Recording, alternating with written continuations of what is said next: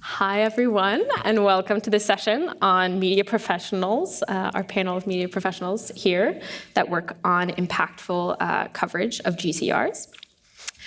To introduce our panelists today, we have Clara Collier next to me.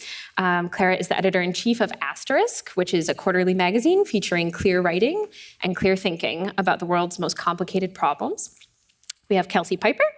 Kelsey is a senior writer at Vox's Future Perfect, where she writes about emerging technologies, effective altruism, science, and forecasting.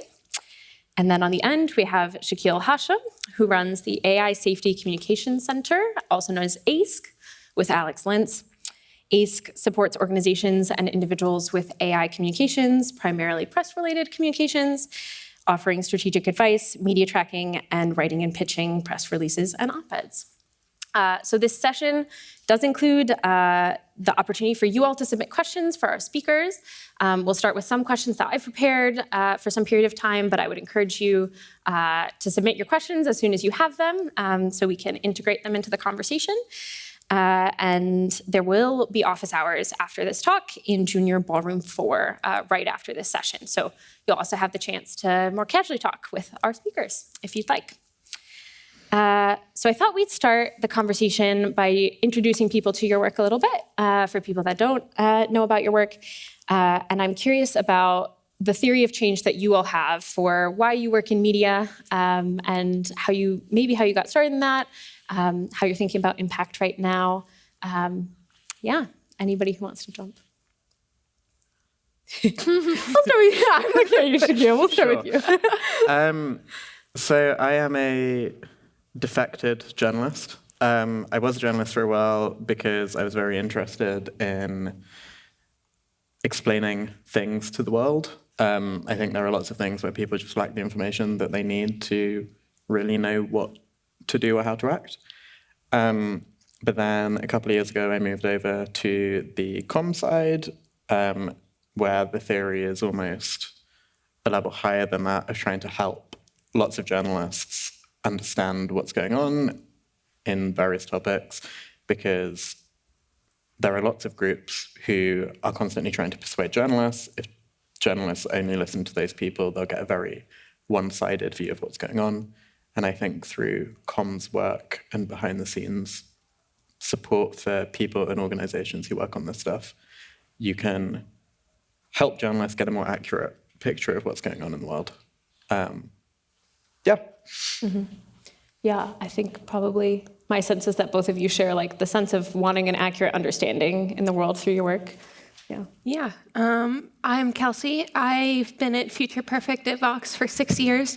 I think the idea behind Future Perfect was that there is not a lot of opportunity if you work in a mainstream news outlet to write about what you think is the most important thing instead of what is in the news already. And the idea was that Future Perfect would, by being grant funded instead of advertiser funded, and by being sort of an EA-oriented lens on the world, be able to write about whatever we thought mattered the most, sort of whether or not the normal incentives of journalism produced that. I felt pretty good about, like, we had a lot of pandemic coverage, and then the pandemic hit, and we had a lot of AI coverage, and then in the last couple of years, I think a lot of people have sort of swung towards AI. But that does put us in a weird place now, right? Because if the idea was these things are undercovered in mainstream journalism, and then these things took over the world, yeah, I actually don't have a good answer to what my theory of change is now. And Asterisk came out of, Kelsey might actually be able to speak to this better than I could, because we were both talking about it in the early stages, and she eventually convinced me that I should do it.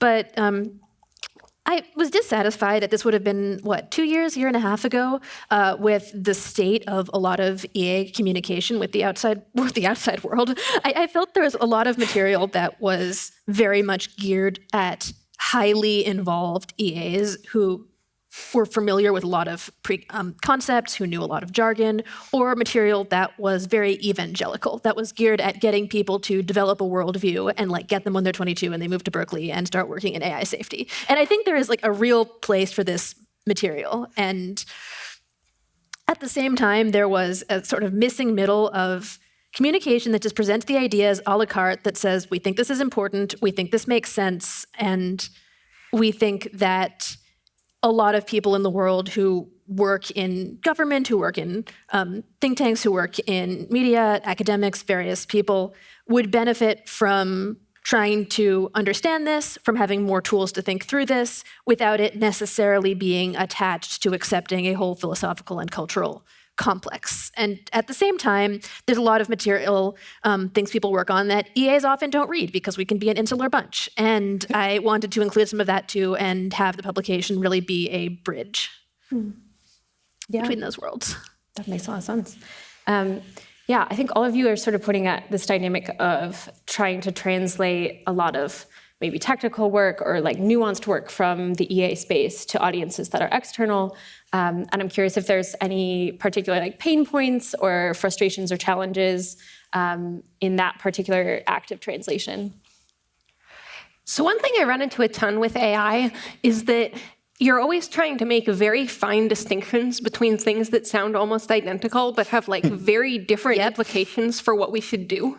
And this is like a communications challenge, but it's also like a conceptual clarity challenge. Like I think a lot of people don't communicate clearly about this because they aren't like differentiating this clearly.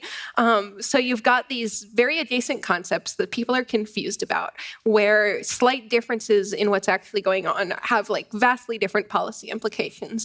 And because there's so much we don't know and there's so much people disagree on and there's so much we're confused on, I also don't want to like try and give the public like a nice slick, like, here's what's actually going on. Like you can say, here is like some concerns that people have, but then you run into something where people have concerns about everything, and you don't want to write articles about something that you think is one of the most serious risks affecting our world today that read kind of like scientists think there might be microplastics in the lettuce, where there might be, but nobody thinks this is one of the most important problems of all time. I think those are the challenges I sort of end up dancing around on the most.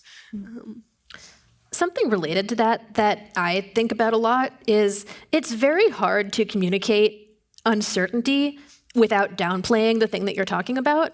Like in particular, I think that a lot of people working in AI safety and a lot of people adjacent to AI safety, including myself, are like not remotely confident that we are all going to die because of computers, and have like wildly varying opinions on how likely AI X risk is, on how it could come about, on what we should expect to see in the interim. And it's quite hard to, if you believe, as I do, that this is a serious concern that people should really be thinking about and trying to deal with, to communicate that point while also being like honest about, and also this might not be what a normal person would think of as very likely. And we don't know how likely it is, and we don't know what it's going to look like. And different smart people have extremely different opinions on all of these questions. We ran into that problem recently where we helped AI Impacts with the press coverage of their new survey, which found I think, median view among experts of 5% chance of extinction. And one news outlet picked that up with the headline of like, there's no need to worry about AI. Experts think there's only a 5% chance of extinction. I was like, 5%'s a lot. Be worried. As I wrote in an Asterisk magazine last year, like if a plane that you were flying on had a 5% chance of crashing and killing everyone on board, you would not board that plane. And that plane is the human race. So like I think, okay, that's the obvious concern, and that does come up a lot. And I kind of want to push further because I feel that when I'm like commissioning AI material or editing AI material, there's a very natural tendency for people to want to go in the opposite direction and emphasize like, no, seriously, small chance of a very bad harm is very, very bad. And I agree with this, but I think it can also lead us to not interrogate our own doubts about like, what is our P doom? Does this new material maybe challenge our belief in some level of X risk? I think like it is a two-way street, and it can also be hard for people who are coming from this community and who do think this is a serious problem to really interrogate ourselves about challenges to our belief system, because we can feel very embattled trying to make this particular point. I think there's like related to that, if you're a communicator, you want to like sound to people like you know what the fuck you're talking about. And that can make it kind of hard to hold the uncertainty that I think is the only intellectual honest stance on many different questions. I think often the way you should feel should be like, I have some object level things I'm confused about. I have some high level things I'm confused about which people to listen to. I have some like disagreements I feel really unsatisfied with. I have some vague, like philosophical uncertainties. I, wake up one day and I'm just kind of like, I'm not satisfied with that argument that I've been like accepting for the last 3 years.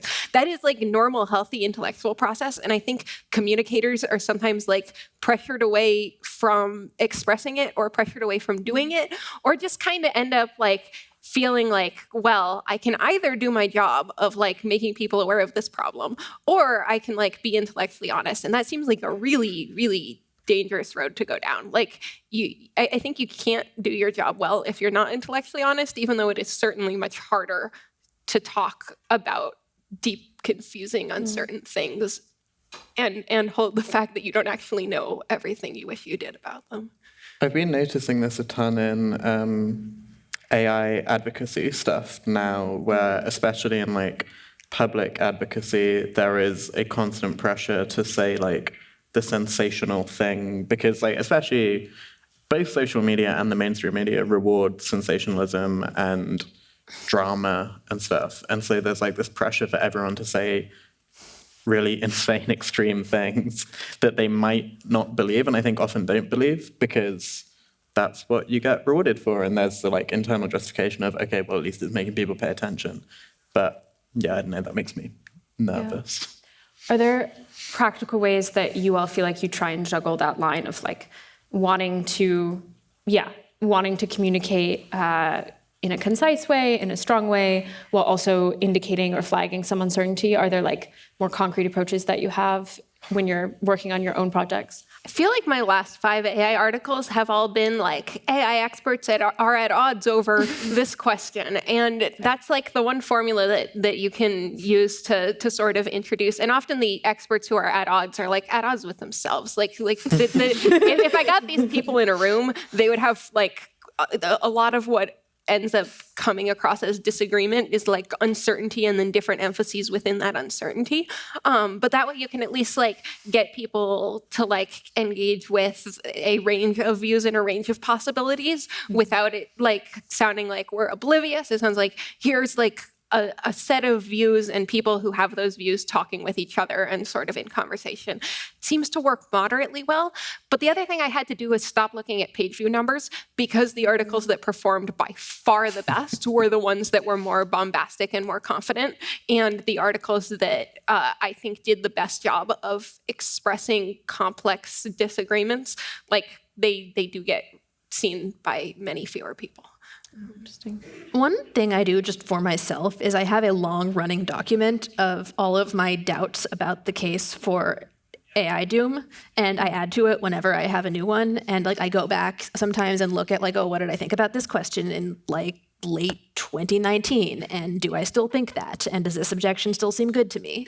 And just as a personal practice, I find this really helpful. In terms of coverage, I really like talking about concrete things as much as I can. So I'm thinking, we did an AI issue this past summer, and a lot of it was like, okay, what can I say about hardware? Or what can like I get people who are smarter and know more than me to say about hardware bottlenecks? What can we say about regulation? What can we say about like AI development in China? What can we say about, what was in that issue? We did a debate that was actually maybe my favorite piece between someone, Matt Clancy of OpenPhil, who was arguing that AI would not lead to explosive economic growth, and Tameh Besaroglu at Epoch, who was arguing that it would. I think talking about like very concrete specific sub-areas can be helpful, because it often does not require you to make a bombastic statement about the whole scope of AI safety, and can still express something very important and relevant to that debate. Also, like, if you can arrange to do things that are conversational, that are like a point counterpoint or a debate, or things that just bring in multiple voices, as Kelsey said, I think that can be very helpful. Right. Yeah. So I think along with this challenge, which sounds like how do you balance different expectations from different audiences and different approaches to communicating in general? I know some of you have noted that another challenge in its own way has been the level of hype and the level of attention around AI coverage in particular.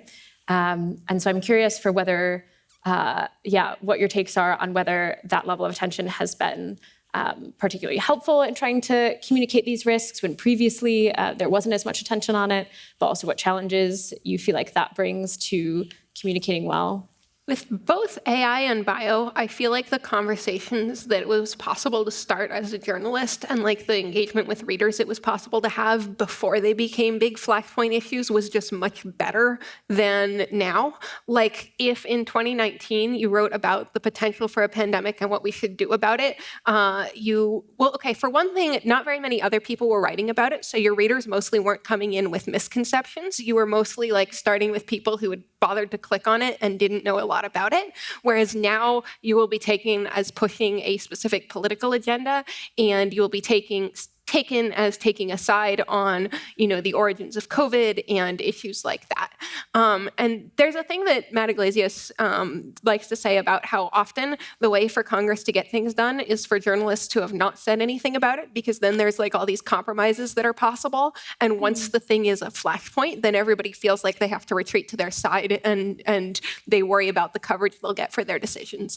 And it's been kind of painful with like pandemic stuff to watch how like a lot of people seem baffled. They're like, how did less get done after millions of people died? But the answer is that once something is a flashpoint, less gets done. Not that much was getting done beforehand either, but at least certainly more doesn't get done. And same thing with AI, where, if you used to write about AI, people hadn't thought much about AI. You might be the first person to show them what modern AI systems were capable of and present them with a range of views on where that was going to take us. And now you see a lot of people who have like tribal affiliations, like I'm pro-progress, so I have these set of views about AI, or I, hang out with these people on Twitter, so I have this set of views about AI. And it's a much less healthy, like, environment to get actual stuff done. I have no idea what to do about this. Like, seems bad. I think I disagree. I think I'm remembering this right, that Sam Altman said that releasing ChatGPT the way they did was partly an attempt to like show people what AI is capable of, get people worried and like accustomed to how fast things might move, and like start waking people up to the risks. I don't know if that's true, but I do think it is working.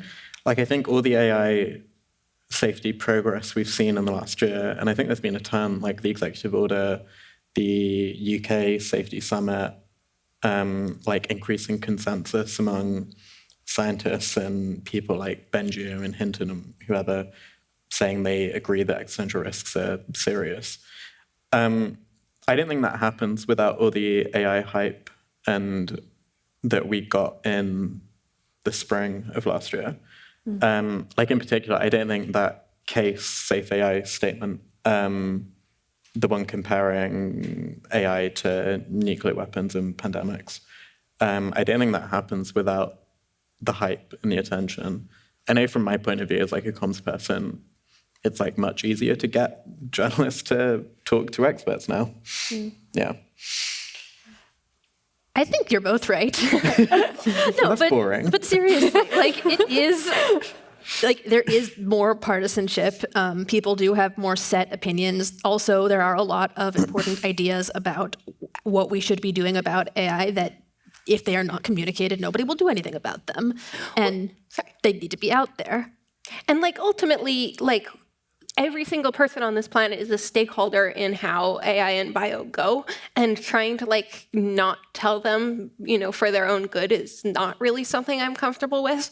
But I take your point that like it's easier for people who are doing this work to get it into the media, and that there's a bunch of statements happening that wouldn't have otherwise. And maybe this is me not having as much visibility on the policy side, but like I wonder if those statements are like turning into actually useful actions or not, because that's the part where I worry that partisanship like gets in the way.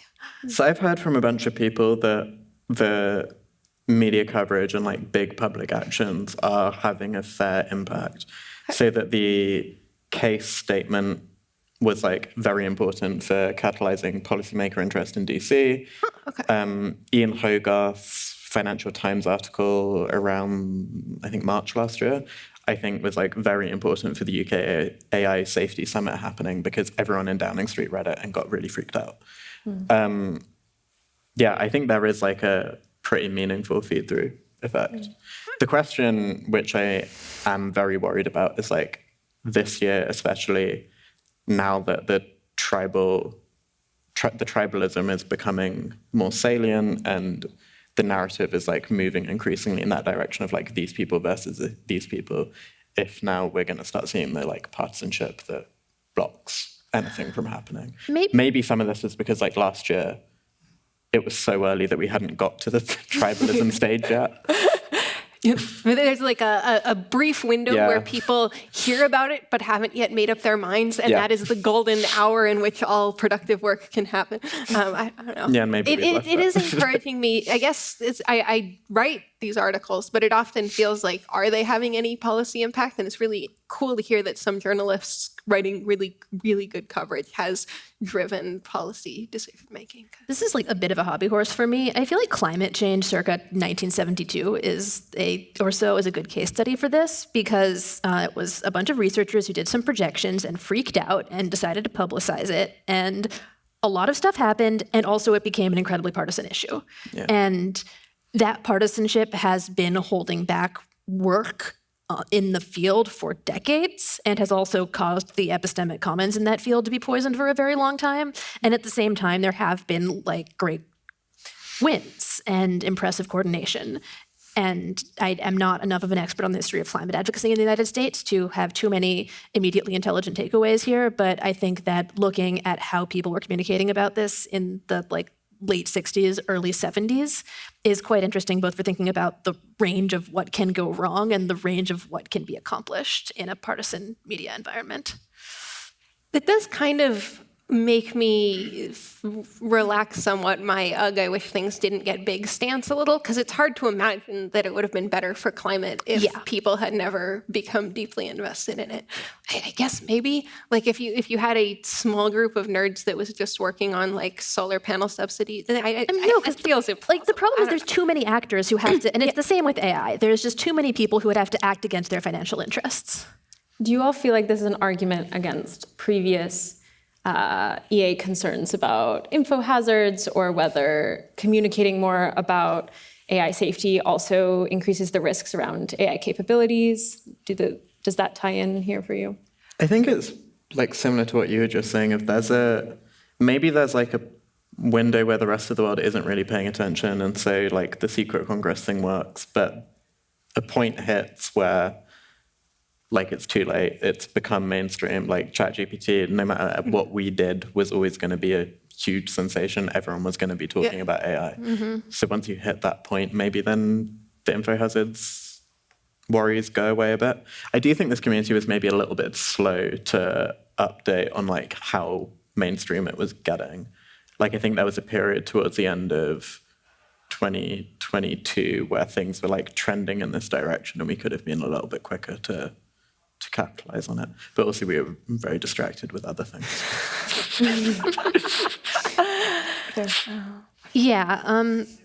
I think, actually, I'm just going to, Kelsey, do you want to make this point? Because I feel like it is your point about people fighting the last war. Yeah, so Clara was complaining to me that in the summer of 2023, when she was working on the Asterisk AI issue, people were saying, like, are you worried about hype? And you could probably say it better, but her answer was, I think that horses fled the barn and fled the state and, Living it up in Mexico. But I do think that, I don't like the info hazards framing. I think the question is, as a communicator who is trying to achieve policy outcomes, is mass communication your best lever for achieving policy outcomes? I tend to think of like, is this information that like instructions on building a bomb and therefore shouldn't be on Wikipedia? It should be like a separate sort of category of thinking. Like, I would prefer that we not publish detailed instructions on how to make smallpox on Wikipedia. I think of that as like a totally different sort of set of considerations from if you work in mass communications and you are trying to achieve like good democratic policymaking surrounding a high stakes issue. Is this best done by writing a lot of Vox articles that are like AI risk explained? Or is this best done by like writing narrow, tedious stuff in think tanks for a smaller audience? Is this best done by releasing ChatGPT? Or is this best done by, I don't want to think of that as an info hazards question. I want to think of it as like what are the best routes to like create a healthy environment for thinking and doing policy making?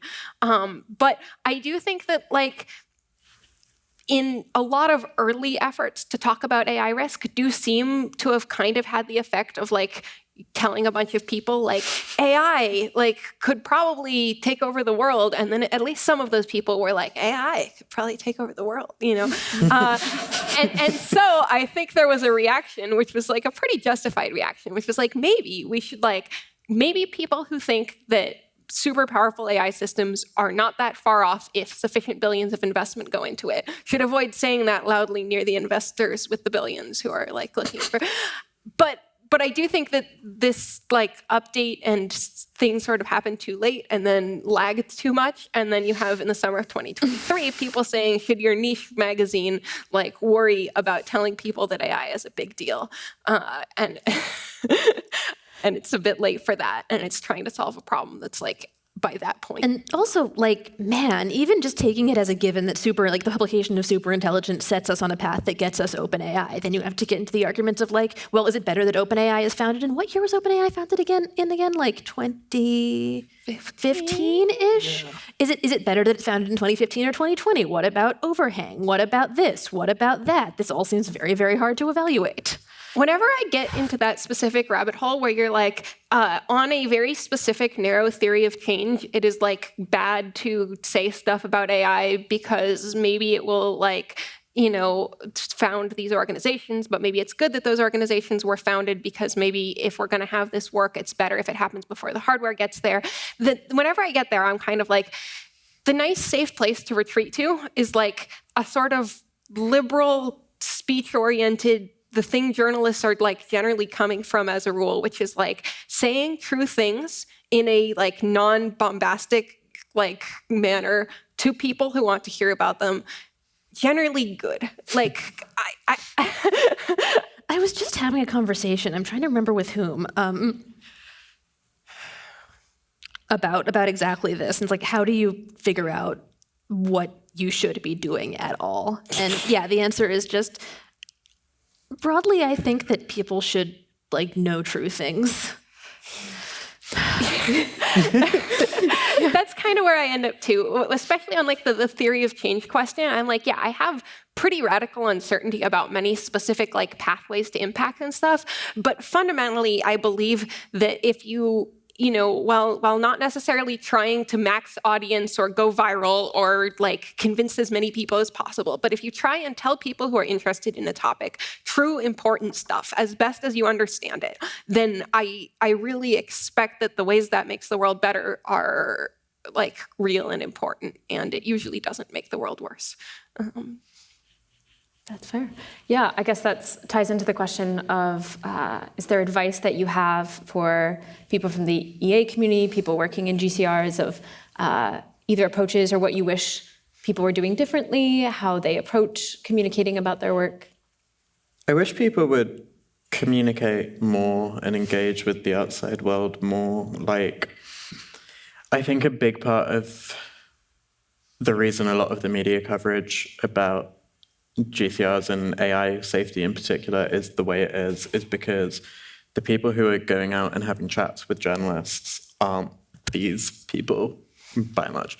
Like, I think journalists can only write about what they hear and represent the views of people who talk to them, and I think loads of people are really, really worried about being adversarially quoted or accidentally saying something that they didn't mean to say. And like, those are real concerns. I don't want to downplay them, but people are often not paying enough attention to the benefits of engaging and talking and building relationships with these people who are going to write about you one way or the other.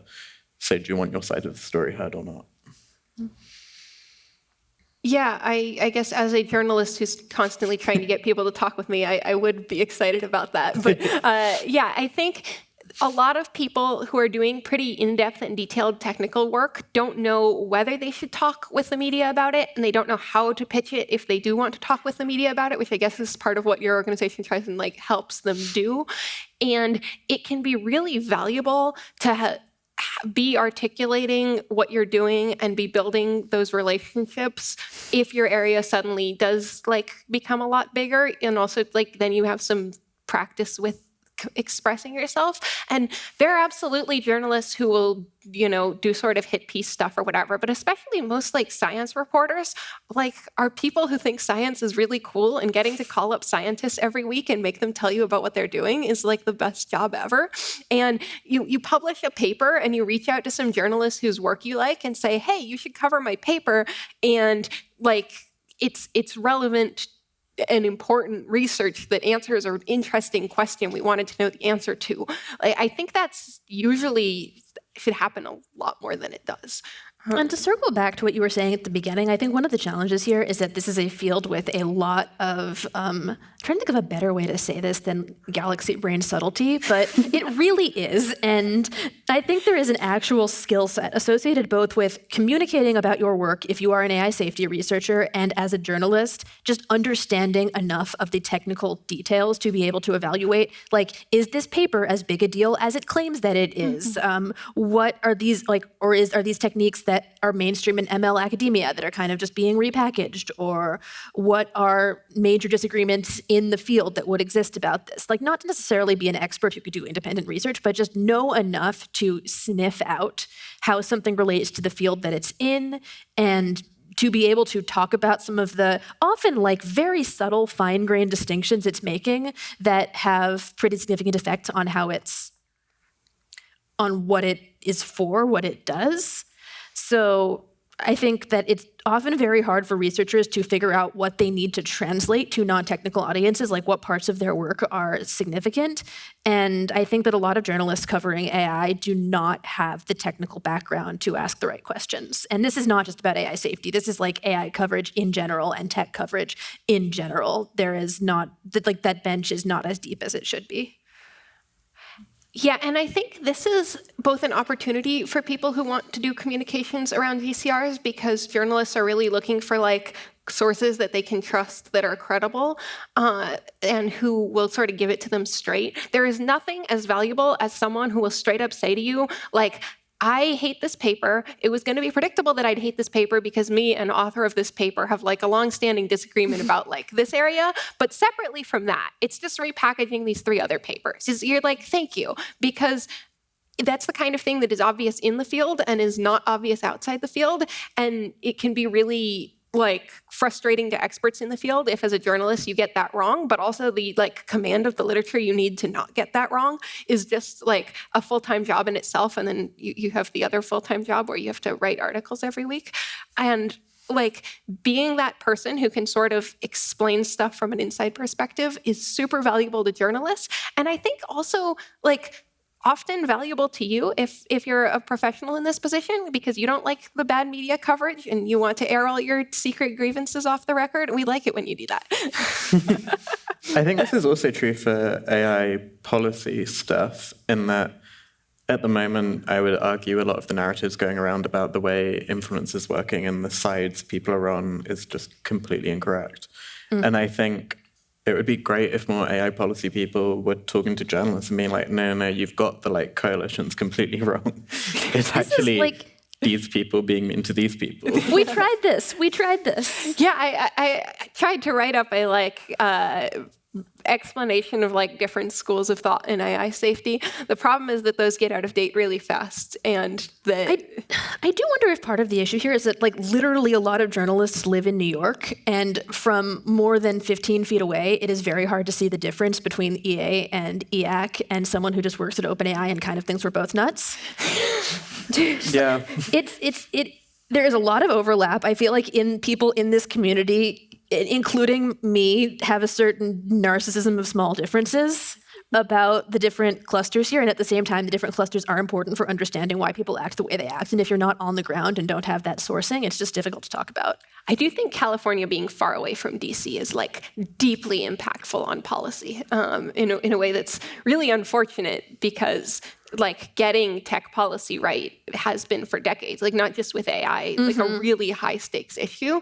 And those, 6 hours and 3 time zones makes a huge difference to whether people are moving in remotely the same social circles, whether they are mutually comprehensible to each other, whether they like respect the same qualities and like care about the same thing. I think it's And we can see the spectacle of like tech CEOs being trotted out in front of Congress and they're just speaking a different language. Yeah. So we should move California closer to DC. New DA cluster.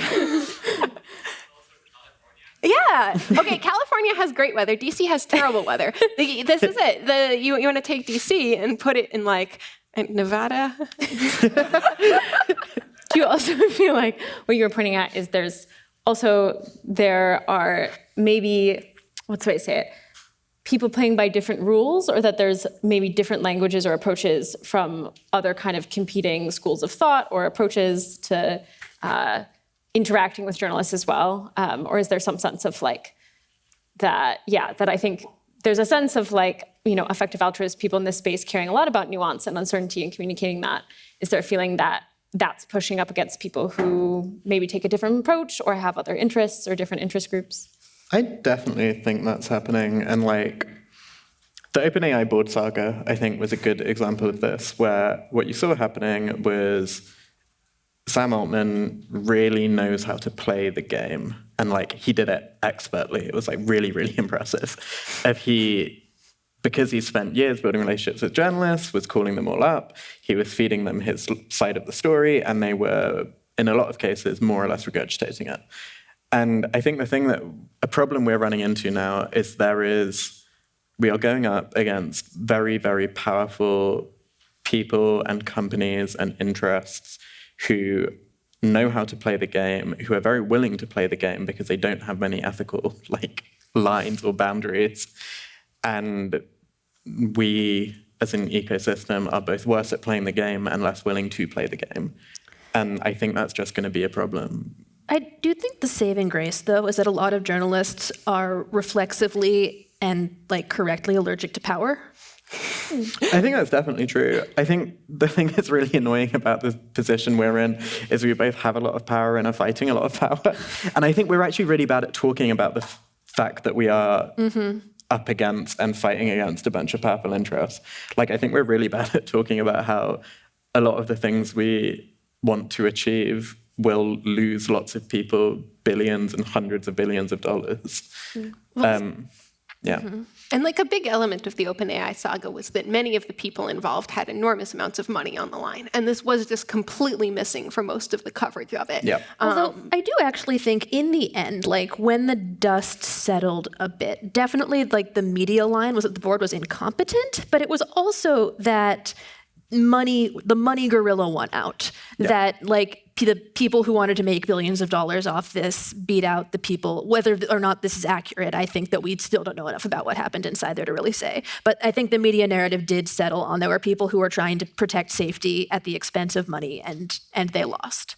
And I think the media narrative settled there in the end, but those few days in the middle, which I think were really important. There were a very rough few days in the middle. I think you may have had a different outcome of the fight if you'd had different sort of communication. And again, if OpenAI and OpenAI's board, there is surprisingly little social integration between the most important people in tech and people in DC compared to other important political constituencies. And I think that affects the communication situation a lot.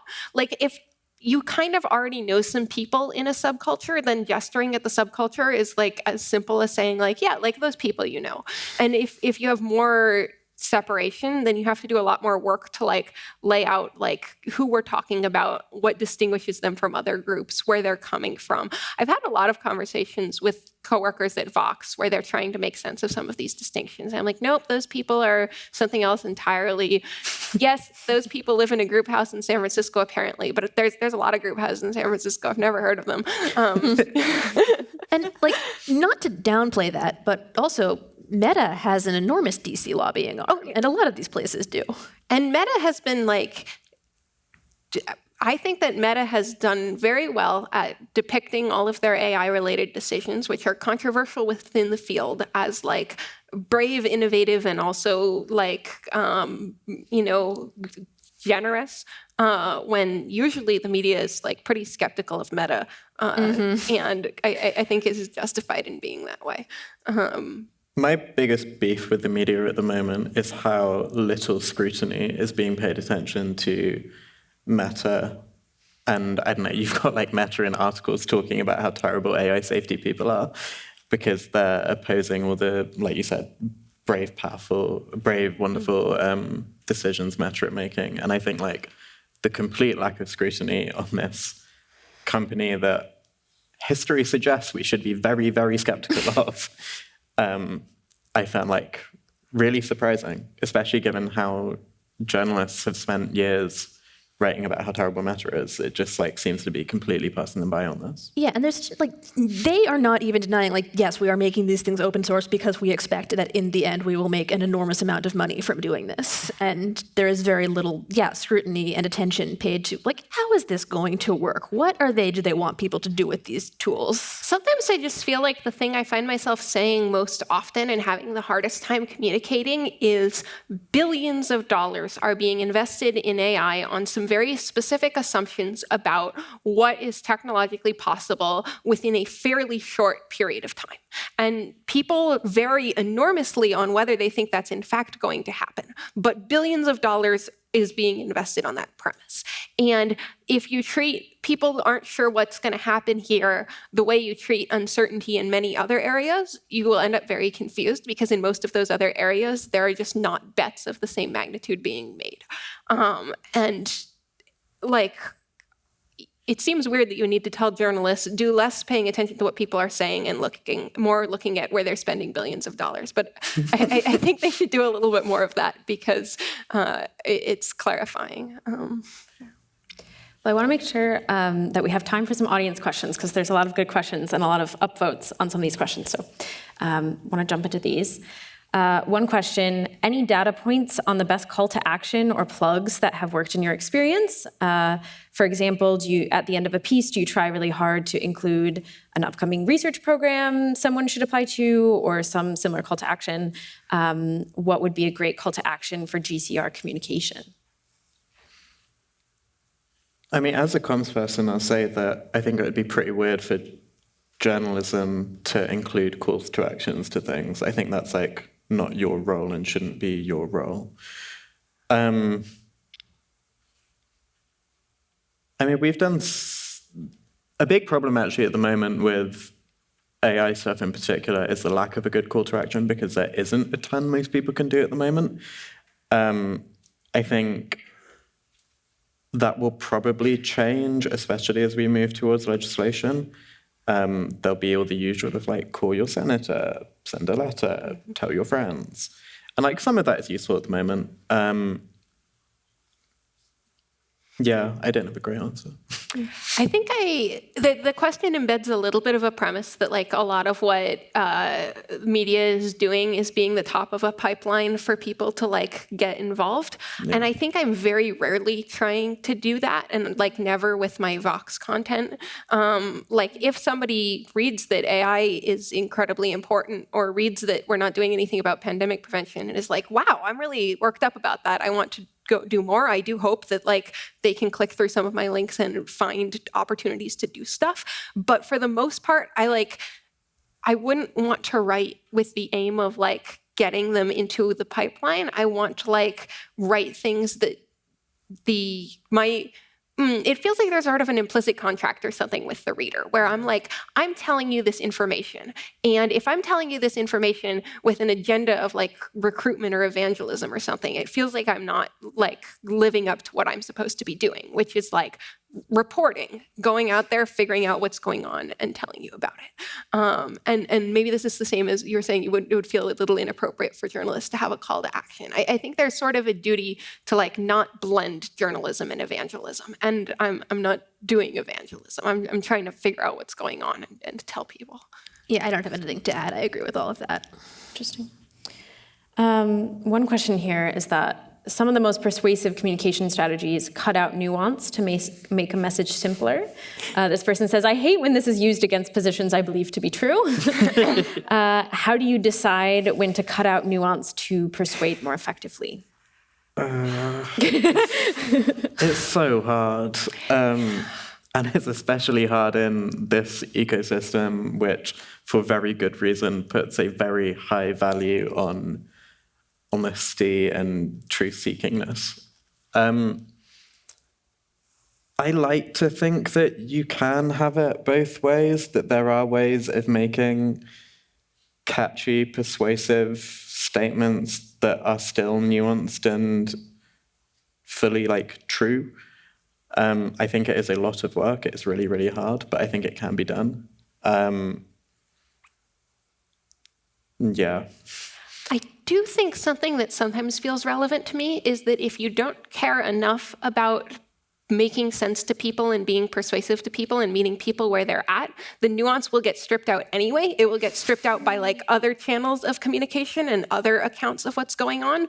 Like sometimes the thing you can best do to give someone an informed and complete understanding of the thing is figuring out how to say something that they will like be able to hear and connect with. And like, it is painful for me to say something less nuanced than I want. And it is always hard when people are telling you something really complicated and you have to like pick one of the many important things that they're saying.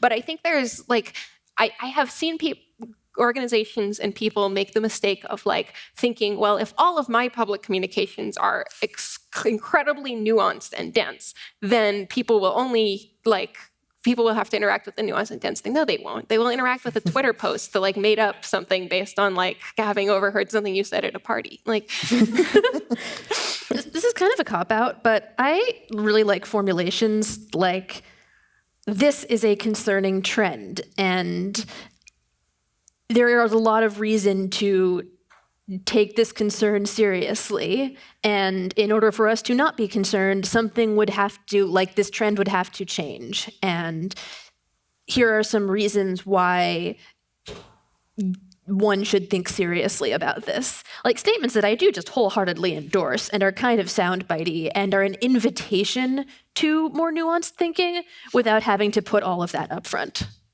There's definitely a thing where like you can start with a vaguer, catchier thing, and then there's like a funnel you go down almost where like you can build on that with the more nuanced stuff. Mm-hmm. You grab people's attention with a very simple thing, and then you introduce more nuance. And usually the top line message I want someone to take away is not freak out now. It's this is worth deeply considering whether you should be freaked out. Mm-hmm. Mm.